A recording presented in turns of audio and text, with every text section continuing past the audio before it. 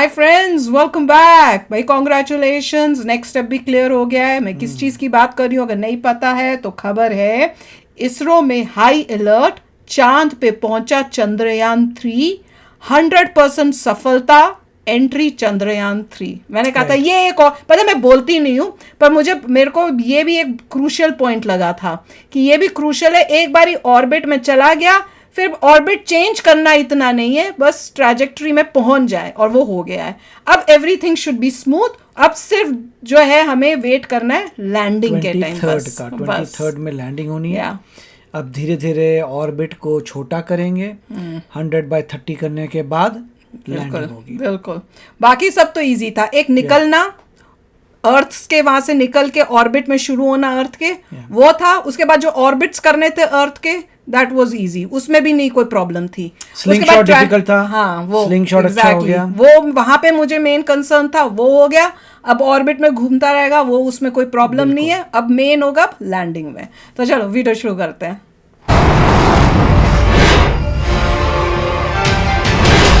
दोस्तों, एक बार फिर से चंद्रयान 3 को लेकर दो काफी बड़ी अपडेट निकलकर सामने आ चुकी है, जिसमें हमारी पहली खबर चंद्रयान 3 की यात्रा से जुड़ी हुई है, जो आप सभी का दिल खुश कर देगी। वहीं पर हमारी दूसरी खबर ऐसी है जिसने अमेरिका, चीन, यहाँ तक कि रूस तक को हैरान कर दिया, क्योंकि चंद्रयान 3 में आने वाली एक ऐसी चुनौती का हल इसरो ने निकाल लिया है, जो अगर सही समय पर नहीं निकलता तो हमारा पूरा मिशन बर्बाद भी हो सकता था। तो चलिए इन दोनों ही खबरों के बारे में डिटेल में समझने की कोशिश करते हैं। लेकिन उससे पहले अगर आपने अभी तक हमारे चैनल को सब्सक्राइब नहीं किया तो चैनल को सब्सक्राइब करके बेल नोटिफिकेशन को अवश्य दबा लें, जिससे हमारी आने वाली डेली ऐसी इंटरेस्टिंग वीडियो आप तक सबसे पहले पहुंच सके।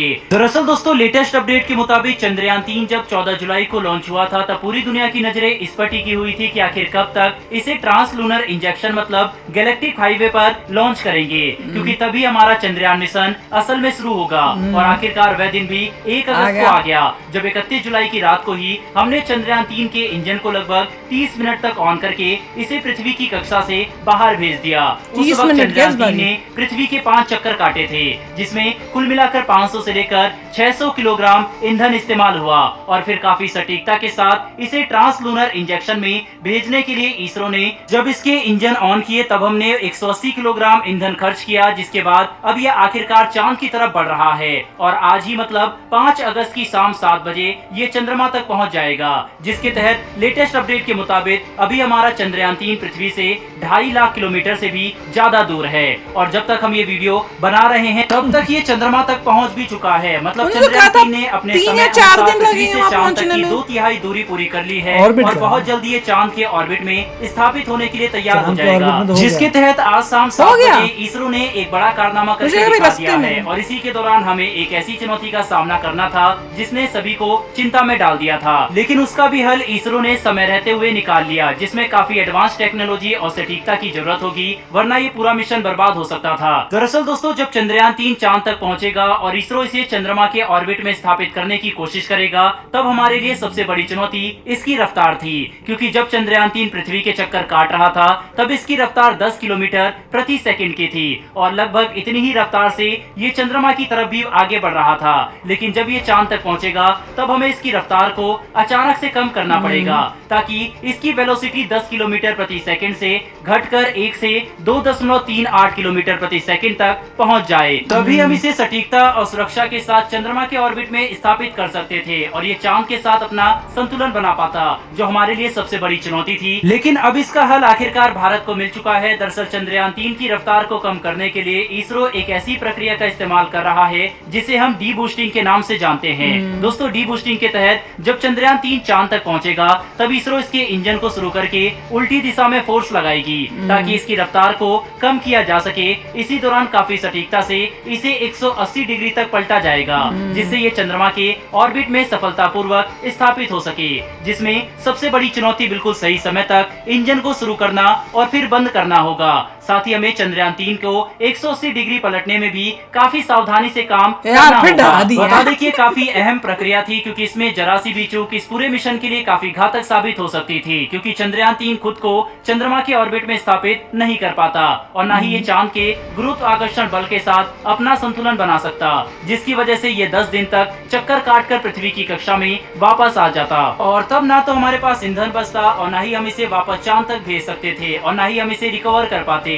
इसीलिए आज जब चंद्रयान 3 को चांद की कक्षा में स्थापित किया गया तब 140 करोड़ भारतीयों की उम्मीद इस पर टिकी हुई थी। दोस्तों, भारत इन सभी चुनौतियों को लगातार सफलतापूर्वक कर रहा है और हम इतिहास रचने की तरफ आगे बढ़ रहे हैं, क्योंकि भारत ने चंद्रयान 2 के मुकाबले चंद्रयान 3 में काफी सारे बड़े बदलाव किए थे, जिससे हमारा ये मिशन पहले के मुकाबले न कि सिर्फ काफी एडवांस है बल्कि काफी कारगर भी है। वहीं पर दोस्तों, अब चंद्रयान 3 चंद्रमा के चक्कर काटना शुरू कर रहा है और 17 अगस्त को जाकर चंद्रयान 3 से प्रोपल्सन मॉड्यूल और लैंडर मॉड्यूल अलग हो जाएंगे, जिसके बाद 23 या 24 अगस्त को लैंडर मॉड्यूल चांद की सतह पर लैंड करने की कोशिश करेगा, जो हमारे लिए एक सुनहरा पल होने वाला है।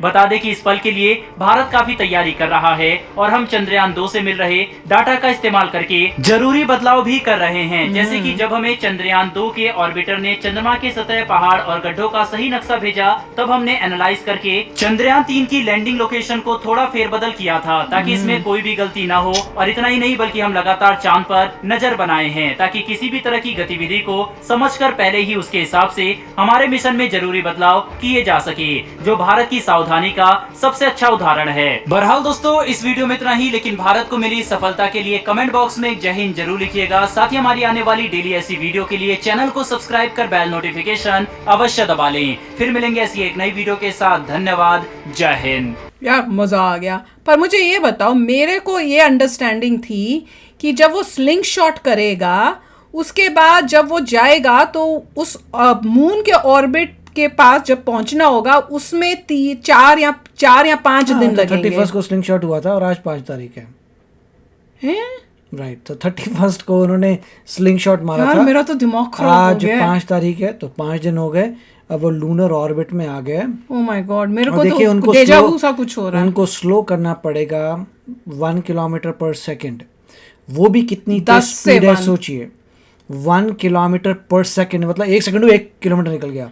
आप खुद सोचिए, आप खड़े हुए सड़क पे और सामने से ऑब्जेक्ट आ रहा है, वो 1 सेकंड हुआ 1 किलोमीटर, आप कहाँ गए पता नहीं। इतनी तेज स्पीड को, मतलब 1 किलोमीटर पर सेकंड करने के बाद फिर वो कैसे लैंड करेगा, आई डोंट नो। और भी स्लो होगा इतनी तेज स्पीड से। मेरे को लग रहा है और स्लो करेंगे, क्योंकि इवेंचुअली लैंड तो वर्टिकली करेगा, थ्रस्टर्स ऑन हो गए, तो बहुत कुछ अभी बाकी है। अभी तक मुझे प्रश्न का अपने आंसर नहीं मिला कि प्रोपल्शन यूनिट का क्या होने वाला है।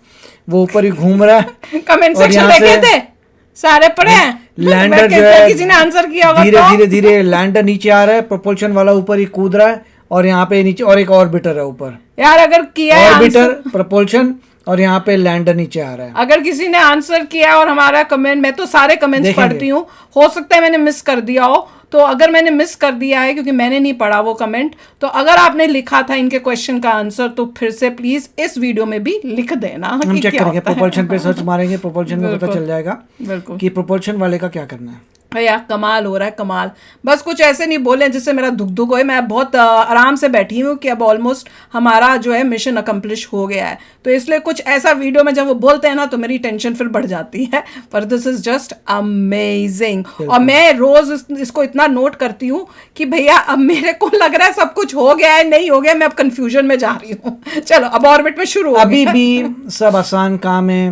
23 तारीख मेन होगी, जब बच्चा देख रहा होगा कि जो 15 मिनट्स ऑफ टेरर था उस पे ध्यान देना है। वो बस वो उस पे ही है भाई। अब तो हम तो उस पे ही वेट कर रहे हैं उसी टाइम की बस। और उस टाइम सब बैठ के प्रे करो ताकि उस हमारी प्रेयर जो हैं वो पहुंचे और सक्सेस मिले, क्योंकि बोलते हैं ना कि प्रेयर में बहुत दम होता है। मुझे पता नहीं कि इस बार मोदी जी जाने वाले हैं इसरो के आई डोंट थिंक सो, नहीं हेडक्वार्टर्स में कि नहीं। वो वहीं पे बैठ के घर में करेंगे क्योंकि वो उनको टेंशन नहीं देना चाहते, टेंशन किसी को ना मिले। तो चलो फ्रेंड्स चलते हैं, मिलेंगे नेक्स्ट वीडियो में बहुत ही जल्द। Till then take care and bye bye. तो अगर आप मेरे इस चैनल पे नए हो तो जल्दी से सब्सक्राइब के बटन को हिट करो और बेल आइकन को क्लिक करो ताकि आपको मेरा जब नया वीडियो मैं लगाऊं आपको उसके बारे में जल्दी से पता चल जाए।